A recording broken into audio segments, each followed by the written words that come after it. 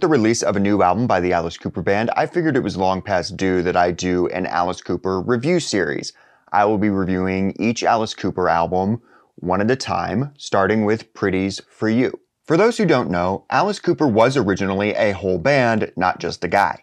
The origins began when Vincent Fournier met Dennis Dunaway in art class, and they bonded over surrealist art. Shortly after, they formed a Beatles parody band called the Earwigs to take part in a school talent show, despite the fact that they couldn't play instruments. They recruited Glenn Buxton for this, who actually could play guitar. They got a solid response and decided to keep playing.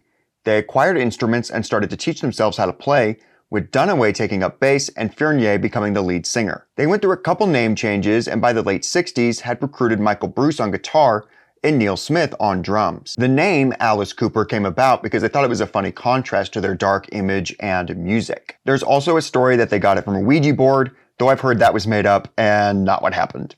Fournier decided to make Alice Cooper his stage name as well. While playing a gig in California, they attracted the attention of a man named Shep Gordon, who offered to become their manager and quickly brought them to the attention of Frank Zappa, who signed them to his new record label, Straight Records. Another Zappa-signed band, the all-female GTOs, wound up helping Alice Cooper find their initial image, dressing them in women's clothing and helping them with makeup. With the deal, the band recorded their debut album, which was produced by Ian Underwood, Herb Cohen, Zappa, and Alice Cooper. Pretties For You was released on June 25th, 1969. Every song on the album was written by the 5 members of Alice Cooper. This is a very big, dramatic opening, not so much a song as much as a fanfare. It shows that Alice Cooper had that very grand theatrical style right from the beginning, even in their music.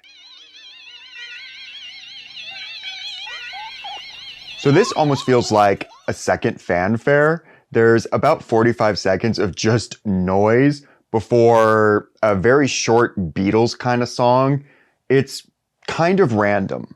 This is probably a good time to point out that not a lot of time or effort went into this album. It is more or less just a recorded rehearsal. Zappa apparently was not really present. He bailed after like 5 minutes, returned later in the day, and what the band had recorded in those few hours was the album. So the album has no real direction or focus.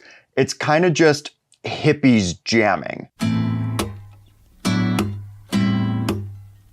I do like the acoustic guitar part, and it almost sounds like Cooper is trying to do a sort of Beatles imitation with his voice. It's a little psychedelic, and it all just kind of seems random and messy. It's long and dull, and by the end, it honestly kind of annoyed me too.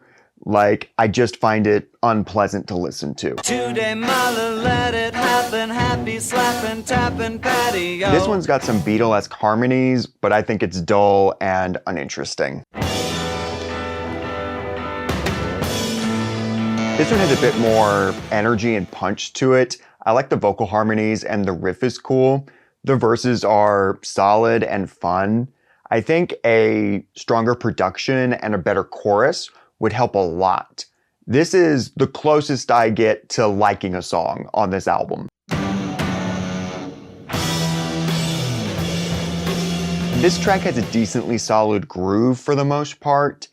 It feels very jammy, but just never hooks me. And after about 3 minutes, I'm just over it and wanting it to end. This song barely gets 30 seconds in before I'm annoyed. No hooks, just noise giving me a headache.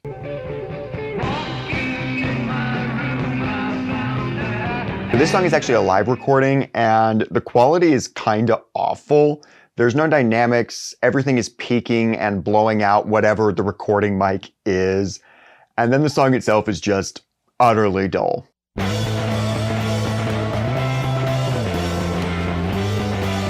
This one is a bad Beatles song combined with obnoxious psychedelic rock.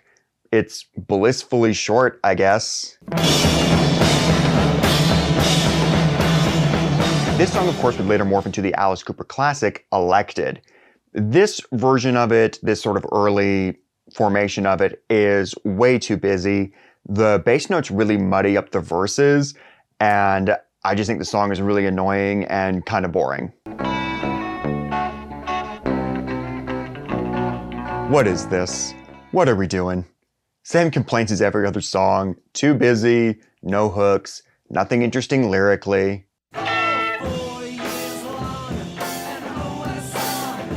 Yeah, I also listened to Sgt. Pepper, guys. This barely registers as a song to me. This one has an aggression I like. The verses are decent, but it ends up feeling more like a jam than a song. Upon release, Pretties For You was able to barely sneak into the Billboard 200, peaking at 193. It sold nothing and was reviewed pretty negatively. And Alice Cooper has not played any of these songs since like 1970. This is an album that wears its influences on its sleeve. That love of the Beatles and surrealism really does sound like an interesting combo, but it just isn't able to quite come together. Obviously, that mostly has to do with how the record came together. If the band had been allowed the time to properly construct songs and work with a more attentive producer, it might have turned out differently. But unfortunately, it sounds exactly like what it is, which is a bunch of hippies locked in a studio for a day. Unfortunately, I really hate this album. I think it's messy, boring, and kind of annoying, and I get why it didn't really perform.